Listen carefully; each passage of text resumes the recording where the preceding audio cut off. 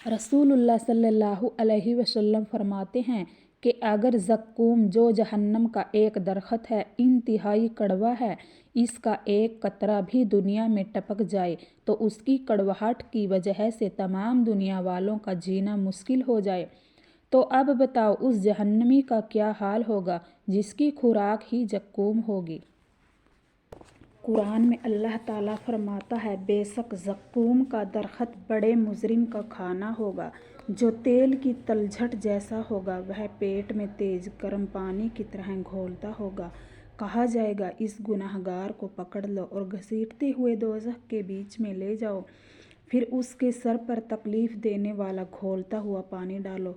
फिर कहा जाएगा, अजाब का मज़ा चख। तू अपने आप को बड़ी इज्जत व शान वाला समझता था, यही वह अजाब है जिसके बारे में तू शक किया करता था।